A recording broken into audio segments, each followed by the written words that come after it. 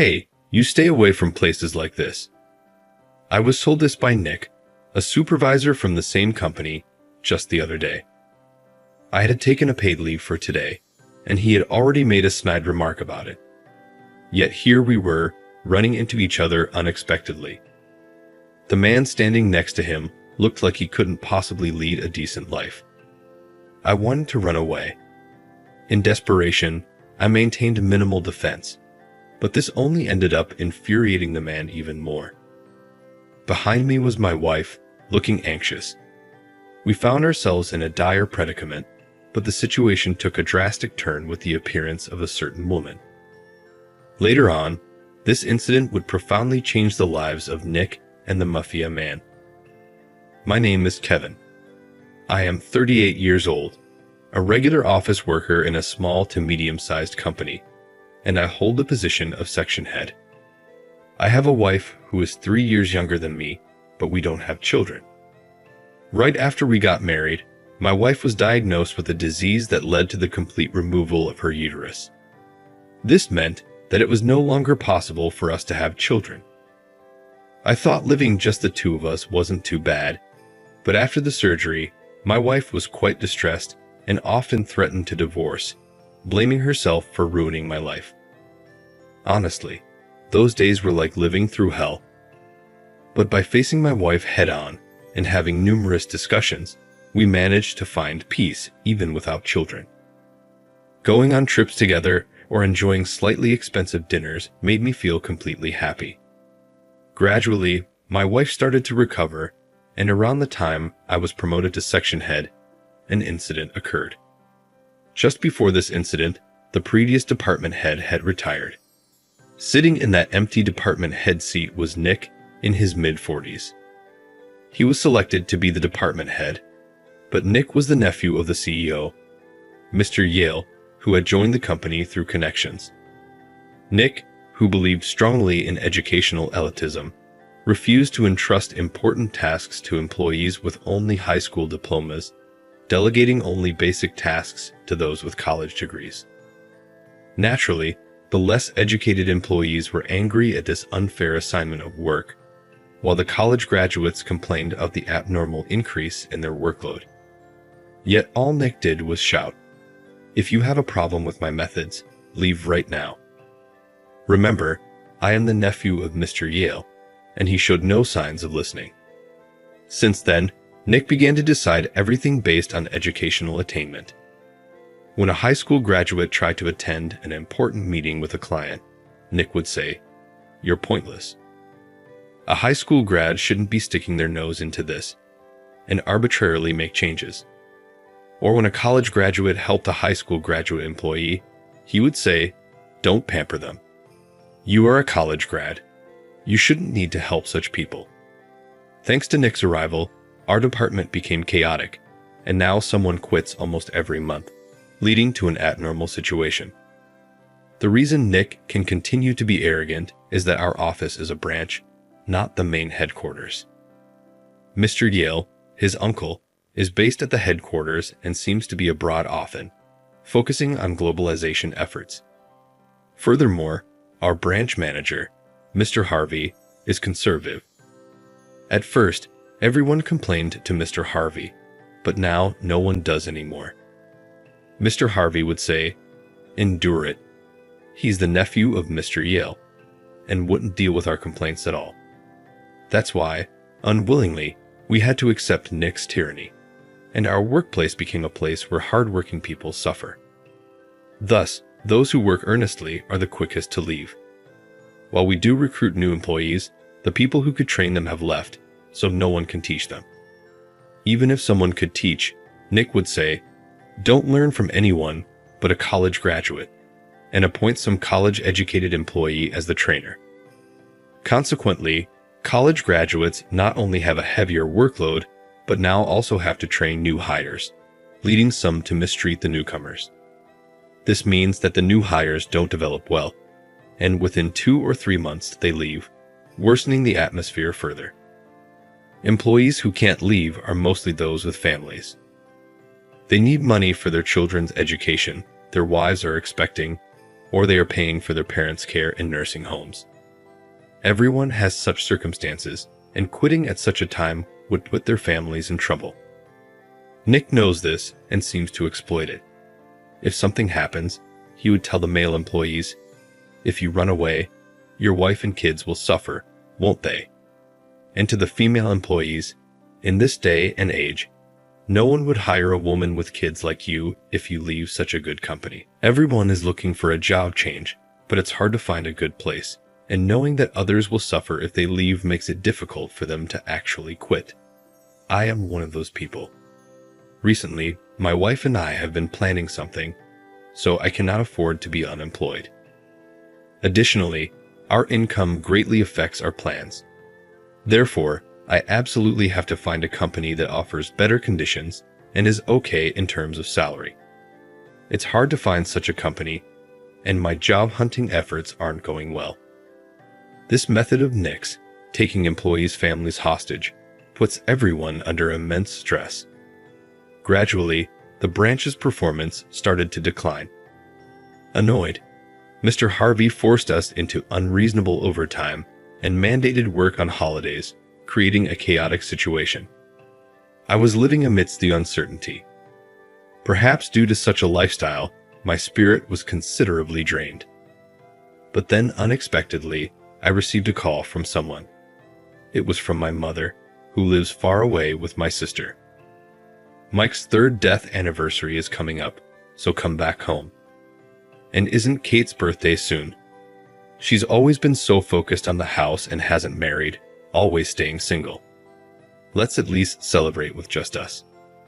Though I had planned to return for my father's 3rd death anniversary, it was surprising that my mother wanted to celebrate Kate's birthday. In our family, the women are quite strong, and usually, my sister and my mother have been at the forefront of everything. I remember my father saying with a laugh that I couldn't hold a candle to the way my mother and my sister officially managed the house.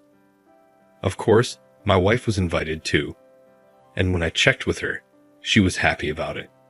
So I replied okay to my mother and had already submitted a leave application at work. As expected, Nick sneered, "Taking leave? It's such a busy time, huh? Well, there's limited stuff a high school grad like you can do anyway. Do as you like."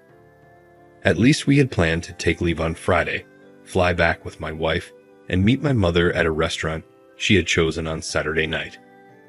Then the day arrived. The traffic's bad, and the taxi isn't moving much. "Sorry, but could you go ahead without me?" Having just received this message from my mother, my wife, and I decided to go ahead into the restaurant. We had reserved a private room in the back, but had to pass the counter seats to get there. As we were being led by the staff, a voice called out from the side, "Hey, isn't that you, Kevin? Wondered what you'd do taking leave. A date with your wife in the distant suburbs. I don't mind, but it's a shame the burden falls on other employees. Actually, what's a guy like you doing in a nice place like this?" Turning around, there was Nick with his usual irritating smirk. I had heard from a colleague that Nick was also going back home or something, and he had dumped his work on others before leaving on Friday. Beside him sat a burly man who clearly didn't seem like a decent person. He scrutinized me from head to toe as if sizing me up. Feeling uncomfortable, I tried to pass by with a brief greeting, but Nick grabbed my arm to stop me. "Wait a minute. Since we're here, let me introduce you to this guy. This is my friend Tucker, and this is one of my subordinates, not much to show for himself, just a bottom feeder with only a high school diploma." Before I could say anything, Nick condescendingly introduced me. As Nick spoke, the mafia-looking man named Tucker said, "Oh really? But you dress pretty nice. Looks like you have money, huh? Hey, since it's such a rare occasion, why don't you join us for a drink today? Of course, you're treating. Even though you look younger, well, age aside, you're paying anyway." Feeling a bad premonition, I instinctively protected my wife by standing in front of her. "I cannot do that. I have plans to dine with my family today," I refused. Tucker's face stiffened instantly. His irritation became apparent as he started fidgeting restlessly. Nick had a look of exasperation as if saying, "Just go along with it." I had no time to deal with these guys, so I turned on my heel to head to the private room, but an irritated Tucker said, "Wait," and continued, "Don't you see? I'm a mafia collecting protection money around here. Do you understand what happens if you defy me? Is it okay if something happens to your wife behind you? Huh?" Tucker's gaze alone was intimidating enough to make one tremble, and for a moment, my legs froze. My wife looked at me with concern and anxiety.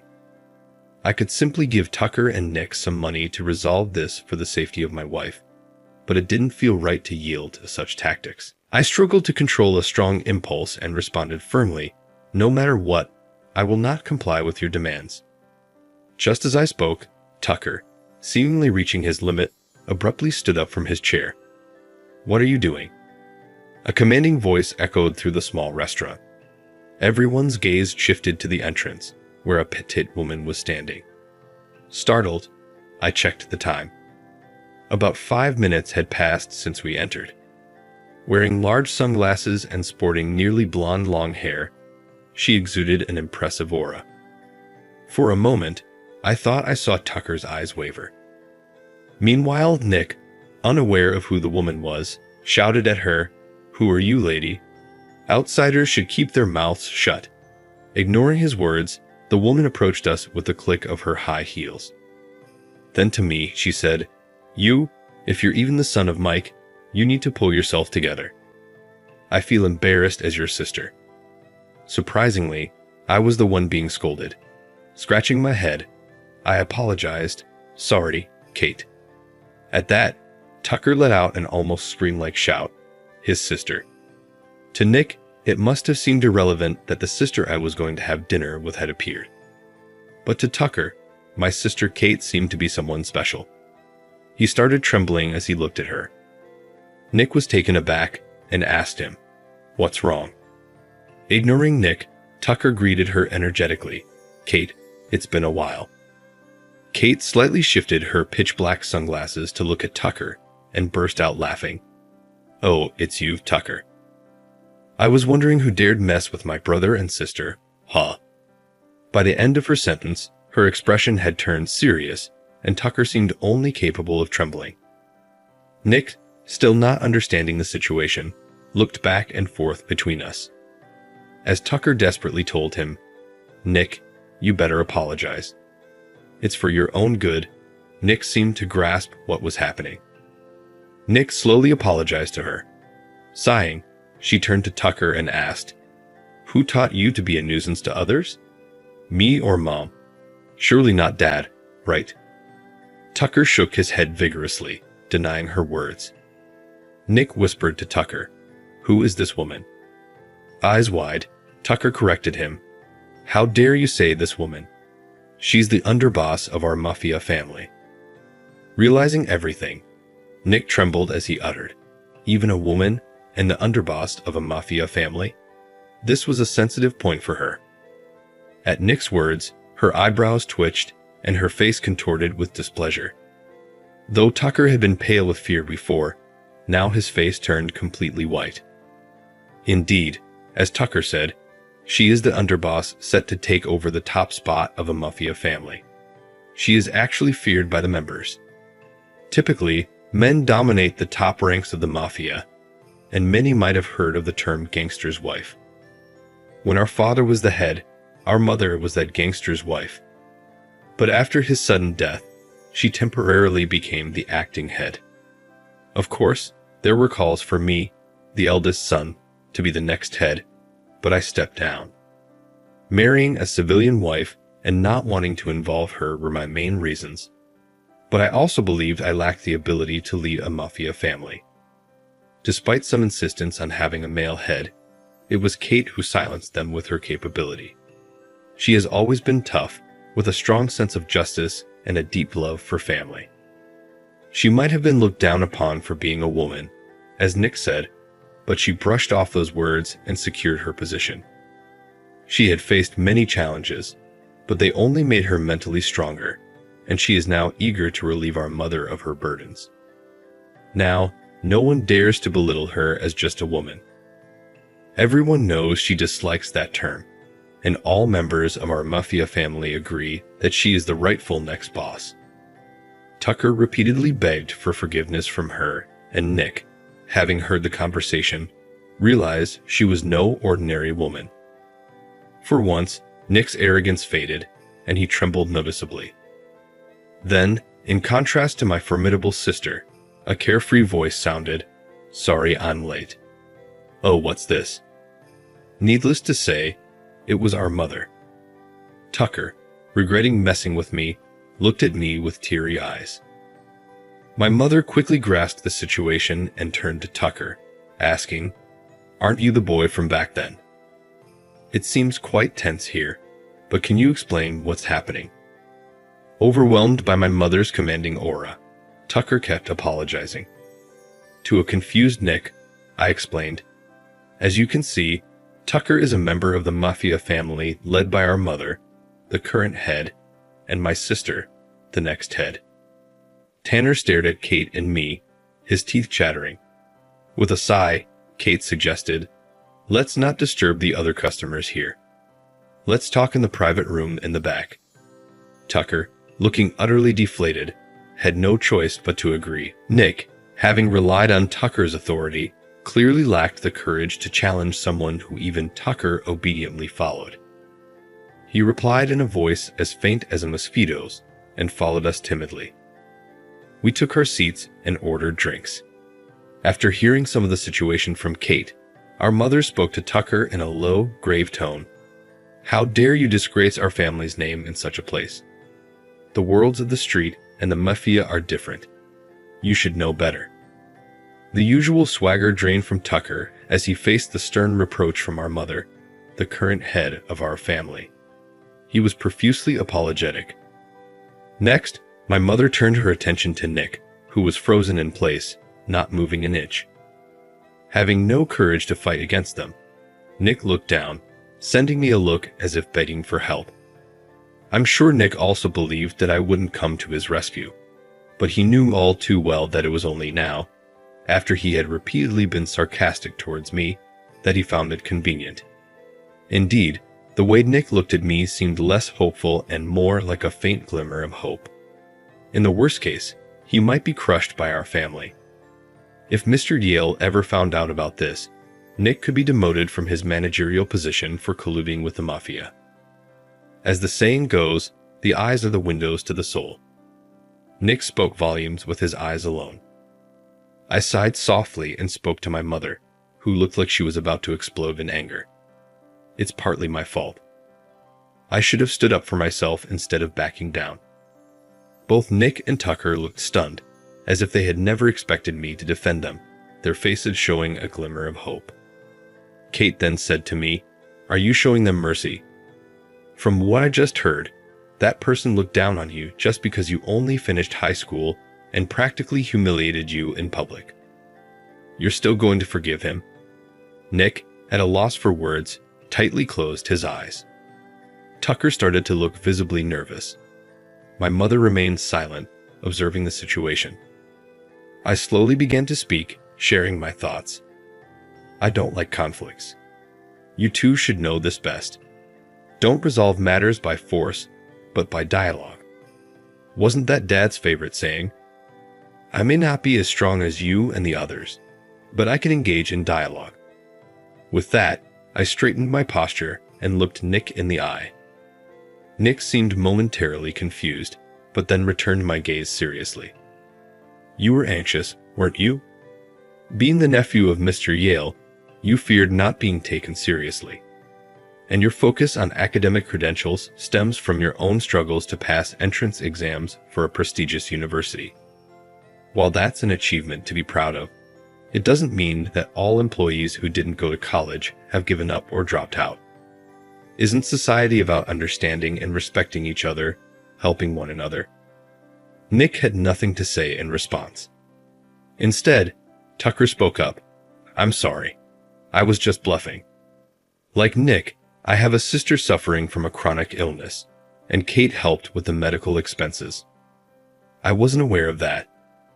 As I looked towards Kate, she shrugged and said, "Tucker's sister is your age. His brother was originally a part of our family and was a great ally of mine. So for Tucker and his sister, they're like family to me.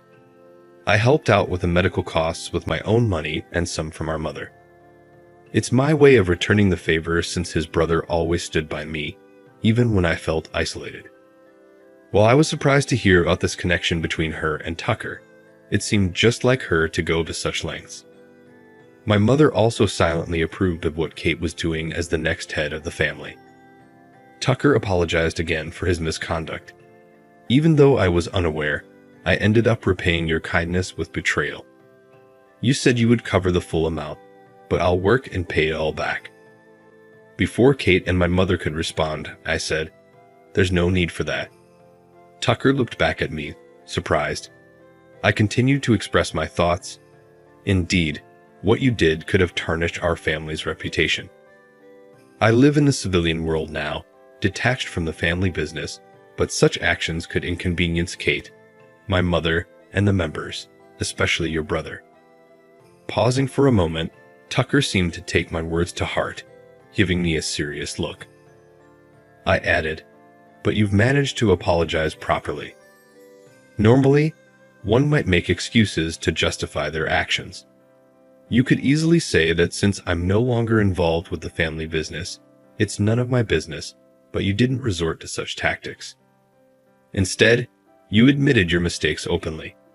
I don't think Kate and the others would impose further punishment on someone like that." With that, as if breaking the tension, my mother burst out laughing. I was momentarily flustered, thinking I had said something odd. But then she, no longer the head of our family, but as a mother, said to me, "You're becoming more and more like your father." Normally, I would have to condemn Tucker for tarnishing the family's name, but as you said, he's taken responsibility and apologized. This time, I'll forgive him for your sake. I was relieved. Honestly, it was almost a gamble whether my mother would let Tucker off the hook. Since my father's death, she has led with unmistakable authority to ensure she wasn't underestimated, resolving conflicts within the family with decisiveness. Kate, too, had made considerable efforts to demonstrate her capabilities, deeply understanding what it means to be part of the mafia. Whether to forgive Tucker was a delicate matter, but I was relieved that my words had an impact. Tucker, likely never expecting this outcome, teared up and grasped my hand, saying, "Thank you for protecting me, even though I was so rude." Out of the blue, I slowly shook my head in response to his words. I hadn't really protected Tucker. I had simply stood by my own principles and followed through with them. When I explained this, Tucker, deeply moved, said, "You are my hero," and showed respect for me, even though I'm younger than him. Feeling a bit odd, I asked him to stop saying that. "Please don't say it like that. That's not really my style," I said hesitantly. Perhaps finding it amusing, Kate burst out laughing, dispelling the somber mood, and my mother suggested we toast with some beers that were just brought out. While looking apologetic, Tucker accepted a beer mug. However, Nick, who had been silent until then, politely declined and said, "I need to cool off outside. Tucker, stay here," before he stood up and left the restaurant. I debated whether to follow Nick, but finding no words to comfort him at the moment, I decided to let him be. Ultimately, with one more person, we went ahead and celebrated Kate's birthday as planned, enjoying a delightful meal together. Nick didn't return to the restaurant after that. Having completed my father's memorial service, I returned to the apartment where I live with my wife. When I went to work as usual the following Monday, something felt off. The office, which had been frantic lately, was unusually calm and settled today. I went to my desk and asked a colleague next to me what happened.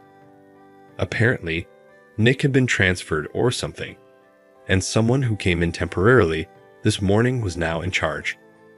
Thanks to him reverting the work assignments Nick had messed up, the daily chaos had settled down. We, the high school graduate employees, had been idle for a while, so we started to regain our motivation. Meanwhile, the college graduate employees finally had some breathing room. 6 months after Nick suddenly disappeared, the department had returned to its previous calm state. One day, on my way home, I heard children's voices from the park and instinctively looked in that direction. There, in a suit, Nick was sitting on a bench.